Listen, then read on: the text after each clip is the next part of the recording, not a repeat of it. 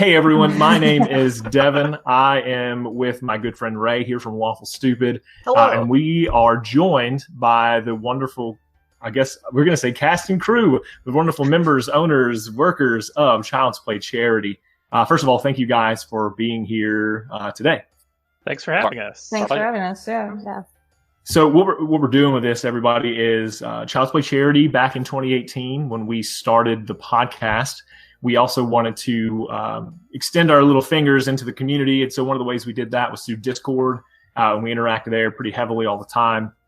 The other way we wanted to get involved was through, helping the community, like with our monies and our time. And so we did some research and found Child's Play Charity, and we reached out to them, and they were very kind to give us a link to let everyone go and donate to.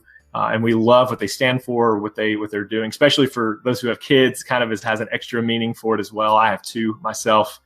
So I'm just going to jump in and start asking you guys some questions. So first, I would love for you all to introduce yourselves, who you are, and kind of the role you play at Child's Play Charity. Okay, you all made faces on the screen. I'll go first.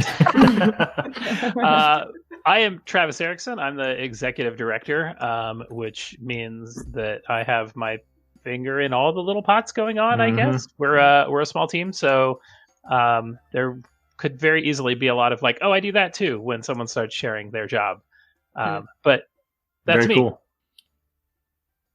My Erick Landin, my primary focus. I'm the program director, so I sort of oversees the programs with the hospitals and the shelters and stuff, and coordinate with the game techs, pediatric game technology specialists who work in the hospitals, who maintain the game systems and such there, and investigate new things, and do a little bit of other stuff as well. Excellent, thank you. Tabby, you're next. Me? Oh. I never know who to go.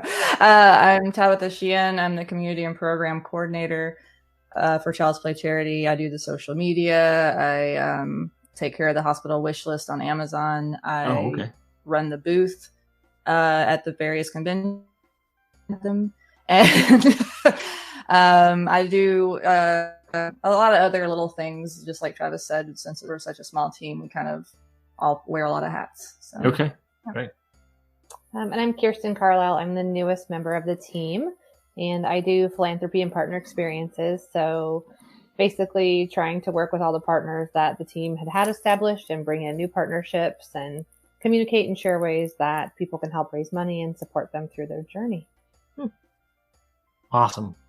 Thank you so much. I'll tell you a little bit about myself as well. So again, I'm Devan. I'm just one of the players on the podcast that we have. It's a Dungeons and Dragons, one of the millions that are out there.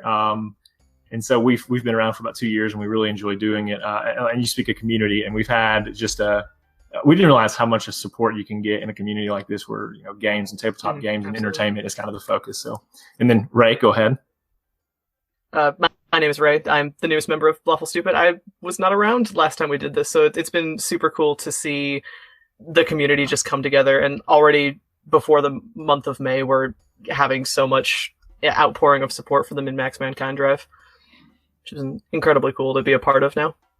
Absolutely, and that's one thing we were surprised about was I said accidentally put it on Facebook trying to play around with that charity feature. Classic Devan.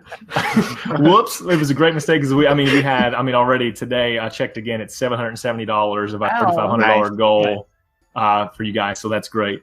We'll get into that later. So thank you for introducing yourselves. It sounds like with a team of 4 that you're pretty busy all the time. And I guess we can for the sake of an order, we can do the Travis, Eric, Tabitha, Kirsten sort of. If you're doing things in an order, we can keep that same order.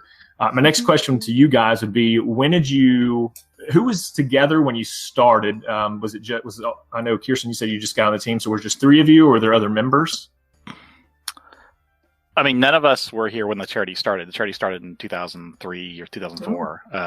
So none of us were there. I've been around the longest, I guess. I'm 6 years now, 5.5, I guess. Okay. But it was. I mean, none of us were here. Okay. If you want to get into the founding of the charity and how, like, the story, I guess. But yeah. Cool. I didn't know if you guys had been there from the beginning. So is there another entity above you guys, or is it just kind of like everything's been handed and passed down the line to you all as far as the charity goes? A little bit of handoffs at times. So the quick background is in 2003, Penny Arcade, the founders of Penny Arcade, also founded Child's Play, and games were having that bad press time in the news where games are murder simulators and only degenerates play video games. And they put out a call to their fans to say, hey, we don't think that represents us or our community. We put together this list of toys for Seattle Children's. Go to Amazon, buy something off the list. It'll come to us. We'll go deliver it to Seattle Children's. Wow. And about 2 weeks later, there was $250,000 worth of toys that they delivered to Seattle Children's. And from there, they kind of went, well, this was a stunt. And the community responded so much, I guess this is a thing we do now. And for the next bunch of years, it was just something that Penny Arcade as a company did when they had some downtime and kind of through the holiday season. So they were, that was, they ran Penny Arcade all year and then went, okay, here's Child's Play. And eventually there's one of the old PATV episodes. You can watch the hiring of Jamie Dillon used to be part of Child's Play, and they brought in someone sort of to focus on Child's Play, and it expanded a little bit from there. A little while, a chunk of time after that, Eric came on, and when Jamie left, I came in, and right at the same time that Child's Play started getting a lot more active with the partner hospitals, and realized sort of, you know what, this has outgrown being the thing Penny Arcade does kind of off on the side, and it's really its own organization and needs its own people fully dedicated to running all of the stuff that Child's Play is doing. So that's the quick origin story of how the four of us got here. Yeah, thank you so much. I guess the next question I would have is, so you guys that first year they had an amazing outpouring. How many hospitals, I guess, or facilities is probably a better question. Is it major hospitals you support, or what does that look like as far as who you support? I think we're at 183 partner hospitals. Amazing. There's some other hospitals that are not partners because they're smaller or various reasons that we've done grants for, so we have supported them. And then we have close to 200 domestic violence shelters that we've supported. I think it's like 180-ish or something like that. Yeah. Wow, that is crazy. A lot of that's more than I thought at all. Yeah. Amazing there. What do you guys consider? Yeah, so I was going to ask, is it global? I didn't know if, when did it become a global endeavor? I mean, pretty quick from the beginning, we went international with Canada. I don't know. I don't know what the first other non-North American hospital was. That's a good question. How many countries are you guys in currently? You haven't know off the top of your head? Off the top of my head? We're in England, we're in Ireland, we're in Australia, we're in Kenya, we're in India, New Zealand, we're in Egypt, New Zealand. Wow, New Zealand, dozen-ish maybe. Did we just do a German hospital too? We have a German. Switzerland. Where's the one that was always trouble? Austria. Trouble. Tell me more about that. Communicate back and forth. One in Austria, I think. Because since I could speak a little German. Oh, wow. I was like, oh, yeah, cool. That helps, I'm sure. Yeah. I have very little Einbischen Deutsch. That's all I have in me. Yeah, I think it's 11. I just looked at the map. I think it's 11. That's still amazing. And I guess, is there communication? Can that sometimes be an issue with some of the countries that are... How do you get? Does it have someone who obviously would speak English, or how does that work if they're requesting? I'm bouncing all over the place. So I guess the first question is communication often an issue, or how do you deal with that?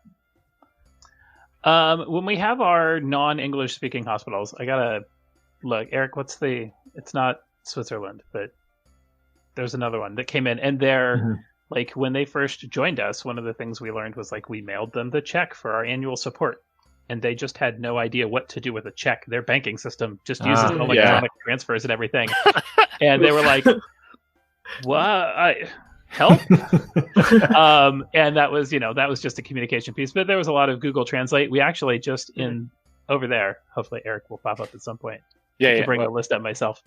But a fan of Child's Play moved over there and reached out to say, "Hey, I happen to live here now, and wonder if you have any partner hospitals in the area." And I went, "I do. Can you please bridge this gap for me? Because like my Google Translate to their Google Translate, pretty soon, the conversation is completely something different." I think it was the Sweden one. It was either the Sweden one or the German one that we've had for a while. I don't remember which. But yeah, that's so cool. Does that happen often? Sorry, go ahead. Well, I was going to ask.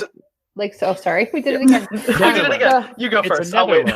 Our corporate partners are over there too, and they're it's Netherlands, and their name I would have no idea how to pronounce it because it has so many vowels in a row, so many times.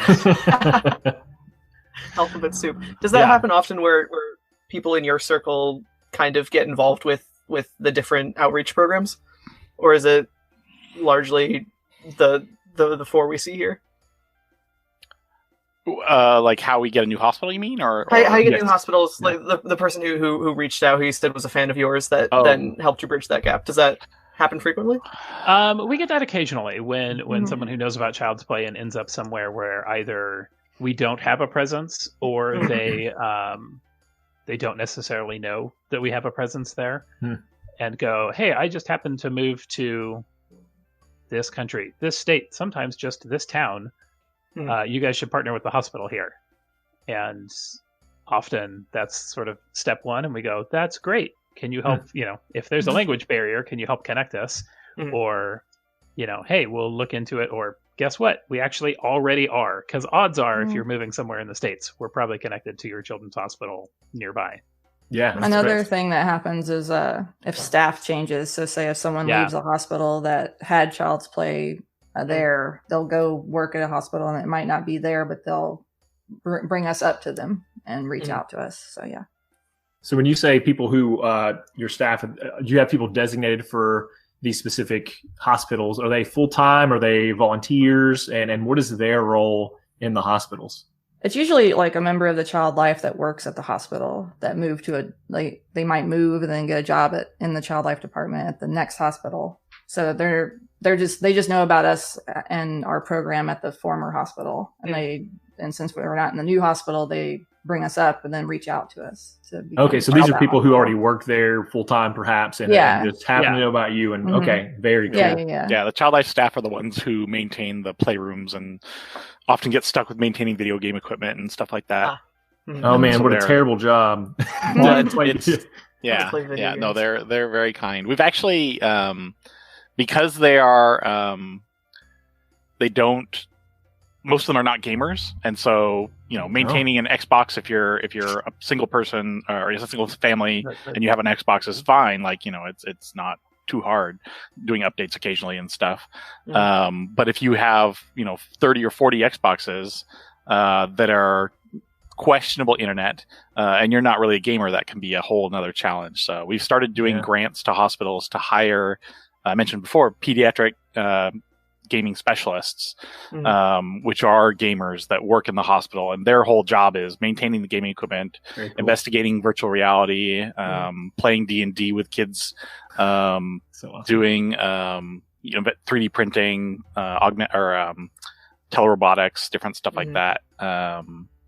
Which helps a lot in those hospitals to be able to use games. Yeah, I always like to tell someone who hasn't had any experience at a children's hospital or with child life to think of your second or third grade teacher who just loves kids and wants to take care of them and just is there to make everything better for those kids. And then give that teacher a computer and an Oculus Rift and be like, how cool would it be to see your kids go, just on Google Earth to Paris? And they'd be like, that's amazing. How do I do it? What do I do? Sounds great. Didn't go to school for it. Yeah, come back later and it's still sitting in the corner and you're like, you haven't done it yet. Well, no, it'd be really neat, but I don't know what to do with it. I'm not going to touch it.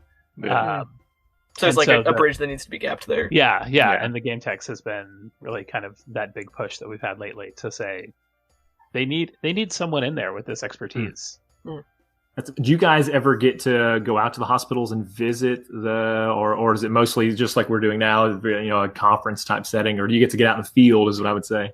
In the normal world, that's what we'd be doing right now. When we finish our sort of convention season between PAX East and PAX West is a lot of our hospital visit time. That's changed dramatically this year. Yeah, I imagine. And so leading right into that, kind of what does your lives look like on a professional level? And then also I'd like to hear like kind of what do you guys do for fun, or maybe what you did before for fun that you aren't getting to do now that you are excited to return to? I mean, it's a lot of answering emails. I mean, it's working on. We just did our quarter one grants, so we did those. We're getting ready for quarter two grants. We're getting ready for. So we send an annual care package out every year. We send annual checks as well as care packages. So we're sort of ramping up a little bit to that. Trying to think of how to fundraise in this new era. I don't know. Yeah, we're using the time. We last year redesigned our website, just the look of the Child's Play site, and had the chance now to sit down and actually have time to start refreshing some of the copy that has been on the site for a really long time, where it's always been like, this would be great, but you're going that way and I'm going this way and someone's got this thing happening. And so now it's been able to sit back and go, okay, hey, let's take a minute. Someone take this document and go through it and try and give it some new words. Oh, sorry about that. This has been helpful in a way. That's good to hear. Silver linings for sure. But Tabitha, Kirsten? Same. Redoing everything that might be outdated. In reference to fun, I can't wait to get back to doing the booth and seeing everyone, because it just seems like a family reunion, because we go to a lot of the same conventions with a lot of the same people, right? So I'll be looking forward to and seeing a lot of the same supporters come by our booth. I miss that. So I look forward to returning to that. How many conventions do you guys do on average, whether that's as a team or just, as a whole? Ooh. So we do all the PAXs except Australia. Oh, we still go to Australia. But you know what? We don't go physically. We don't have as big a booth at Australia. And we go to TwitchCon. What other ones? I can't remember all. We don't really have a booth there. There's 7 conventions we have a booth presence at. Yeah. I think. Wow. And we'll have some local in Seattle. There's a Mind Fair convention that has happened. We've had a presence at our BritCon Lego convention. That's true. So some of those huge. Where we're able to they're right in the backyard, so they're easy to slip over and not do the entire whole booth ordeal, but we can kind of bring a table and some signs and make a weekend of it without having to go all out. That is awesome. It's a lot. Combined with hospital visits, it makes for a lot of travel normally. Yeah. I bet. Yeah, I'd say percentage-wise, not given the current circumstances, what do you say, like 50% or more is traveling for you guys? No, I wouldn't say that much. Some of the conventions we can split up and not all of us have to go. Yeah. But it's probably pretty safe. About a week a month. A week a month is pretty, Wow. Yeah, that's probably a quarter of our time, probably somewhere in there. All right, and speaking of being away from home, families, like what's your situations like? Family, you got spouses, kids. What do you guys got going on there? I have locked my 2 boys out of the room. They've been sharing this office with me with their schoolwork. I've got a 3rd and 5th grader, and my wife is a kindergarten teacher. So we're not only teaching school now at our house, we're also having school and trying to get this done. It's been an interesting time. I bet. Who's next? Eric. I'm single. It's just me here having good times. No kids to have to deal with. I'm playing Minecraft with my nieces remotely, which is fun. But so very cool. Yeah. So do you do most of the traveling because you're a single guy? Do they send you places when they don't want to go? I do a lot of it. Yeah, I don't have any tech or anything to deal with. So and I enjoy traveling. So absolutely, it's no trouble for me to do it. Tab, you're up. I'm married. I have a husband. His name's Bob or Robert. And I have 3 cats and 3 dogs. I don't have any kids. Those are my kids. So that's a lot to deal with too. They still need to eat and sleep and play time. No easy I have constant 2-year-olds, I guess. Oh gosh. Oh man, yes. But they behave. They're good. So yeah, that's what I do. And I do a lot of the, well, if I wasn't married, then I would have to take care of the animals, but he takes care of the zoo while I travel. So that's good. That's a good way of putting it. I have 3 kids who are all out of the house and grown, so I'm an empty nester already, which is pretty sweet. I'm not going to say that it's not great. 2 dogs and my husband. So he usually I travel. I live outside of Seattle, so I travel over 1 week a month to be with the team, and so I've been home a lot more. So I think we're both ready for me to go ahead and spend a couple nights in a hotel and be back with the team. Back to normal. It was a pretty good rhythm we had last year, so I'm ready to get back at it. But I live in Spokane, so just a little 30-minute jaunt over on a flight. Excellent. Yeah. Cool. Well, I'm full-time Army, and I have a beard right now. That's the only thing good that's come from COVID right now is I've been able to grow this out because we haven't been going to the office. We've been working remotely as well. I've got 2 kids. I got a 5-year-old and a 3-year-old. We are moving to Georgia in June. Army's moving us, so my wife currently is at the house, so it's been me and my son. And like normally he gets 1 hour on the weekends video game time, but I was like, Mom is gone. My son is overloaded. He's almost to a point where he doesn't want to play anymore. I don't know if that's a problem or not. Mine haven't hit that yet. They definitely are getting a lot more games than they normally do, but they turn around now all the time. They're like, "Can we game?" It's like, it's really nice out. What if you went outside for a minute? I don't know. Yeah. What if we played some Minecraft? And I love rainy days, but they've just been all sunny. So I'm like, we have to go outside for a little bit, man. We have to do something outside. To use up the sunlight while it's there. Yes. And Ray, tell us about what's your life like? I graduated college 2 days ago. I don't know what my life is like. Thank you. I didn't think it was going to be like this, but no, it's just me. Congratulations. Thank you. Yeah. It was not easy. No. She's going to be a geologist. Ooh, oh, cool. Which is that's the only person I've ever known who's been a geologist. That's very cool to me. Yeah. Thank you. Cool. I dig it because it rocks. Yeah. Can you imagine the jokes in Discord? If you're ever missing rock jokes, just join the Discord. Come join our Discord. I talk about rocks all the time. You never realize how much you miss rock jokes until you've heard them. You can't take them for granted. Oh my god. I'm leaving. It's a shame of a good time. Thank everyone for coming to the meeting today. We're going to go ahead and close it. What do you tell people, like a 30-second elevator pitch who've never heard of Child's Play and what you guys have going on? We deliver toys and games to kids in children's hospitals and work with domestic violence shelters and work with them on how to use games more therapeutically.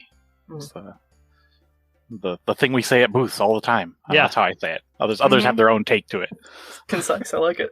Yeah. I'm not in that mode. I have to be at the booth to get. I get it. There's an atmosphere. There's a feeling to it. I totally understand. Like the 10 seconds before someone just walks on past you. You gotta grab them, pull them in, explain quickly. They want the free thing. They go to reach for the free thing. It's like, hi, have you heard about Child's Play? No. Yes. After they've taken the free thing, that's when you get them. Very you can't just take it and go. So obviously we know that we can donate money, and obviously that's kind of the main source for you guys to do what you do and provide for all these kids all around the world.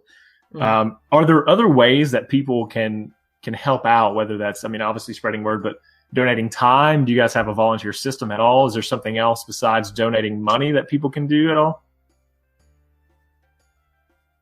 As far as volunteers go, we recommend people go to or contact their local hospital because each hospital has like a different way of becoming a volunteer. Oh, great. Okay. Within Seattle, our volunteer opportunities, like we might have volunteers come in to help us do the gifts that we give out in July for Christmas in July with our yearly gift, or box everything up, or say like put together the games case that we send to the domestic violence shelters, where we get the empty case with the TV screen in it, and then they can put the Xbox in it and everything. So that's usually the only volunteers that come into our office, and for our yearly annual dinner auction that we have some volunteers that help us with that too. Yeah, and I think speaking of those things, now is a good time if you guys want to talk about all the places you typically are or some of the big events you have during the year, other than just, from my perspective, what we see is you've got this guy, Devan, who's got his face all over his Instagrams and social media is talking about Child's Play. But what do you guys do? What other places are you that people might see when they visit? Because I know we've got people in our Discord who go to the PAX, but I don't know if, what other things are you guys involved with? PAX is the big one where, I mean, that's the most travel that we do as a team. That's the best way to probably get a chance to see all four of us. A place like TwitchCon and things like that are good. We trying to think of where else we are. Sometimes we have known ahead of time when we were doing hospital visits, and if we knew, we had someone in the area who's been a supporter that we're aware of, that happens to be near that hospital, we'll invite them in to come in with us when we do a hospital visit. That may look very different even once all of this is over. We'll see kind of how that the ability to bring extra people into hospitals will very much be up in the air, I think, for a long time now. It's amazing how much this has affected everything. And we think once things go back to normal, I saw somebody post the other day, is like, what is normal now? Like, because kind of the way we've had to change some of our lives, it's going to be a dramatic change. I think there's been some great things we've been able to do, probably on a personal level. Maybe you've made some changes, but as like overall, it's just still going to be some crazy times. But I think what's good is like hospitals obviously have to stay open. And so one of the reasons why we are so passionate also about supporting you guys, especially this year, is to my understanding, I mean, there's kids who maybe are in these nicer hospitals that have specific capabilities with the surgeries or treatments. And so, they have to travel to get to those places. And maybe their friends or family can't always be there due to financial hardships. And so when you guys bring in your team to help distract these kids maybe from the fear, the pain, the anxiety that they're experiencing, I'm not a crier, but that sometimes it makes me tear up because I think about my kids being in those situations. And I'm just so thankful that there are people like you who care enough to put your time and devote your efforts into making sure that kids are loved by someone at all times. And so from the bottom of my heart, thank you very, very much for all that you do with Child's Play Charity. Of course. I mean, it's really the child life staff that are on the grounds in every hospital. Like there's, thousands of them. Our role is to support them. So they're the ones that are, doing all that you just described, being the emotional support for patients and families.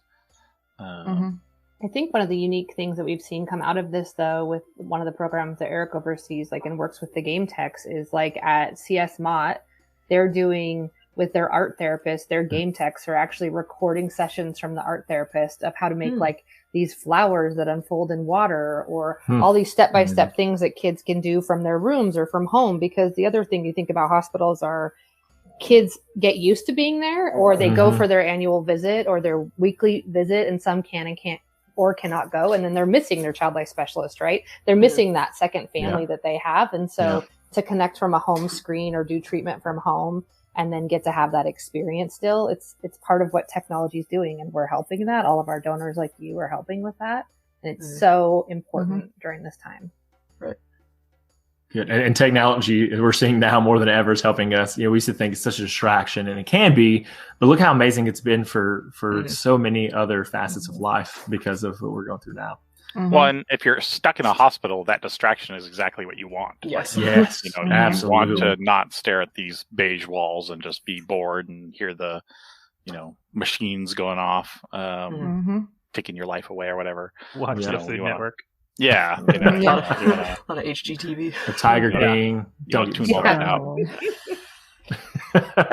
Well, guys, I tell you, I like to stick by a schedule. Our time as we've got is up, so I don't want to hold you up any longer. I do want to give you an opportunity to, if each of you want to say something, go visit this site or this other thing, or make sure you're playing D&D, or give all your money to Lawful, Stupid, and Child's Play Charity this year. Whatever you guys want to say. This is your grounds to pitch yourself, whatever you're personally invested in. Go for it. I think if everyone could hit up our site and browse our wish list, we have a whole map with places all over the world. There's probably a hospital near you.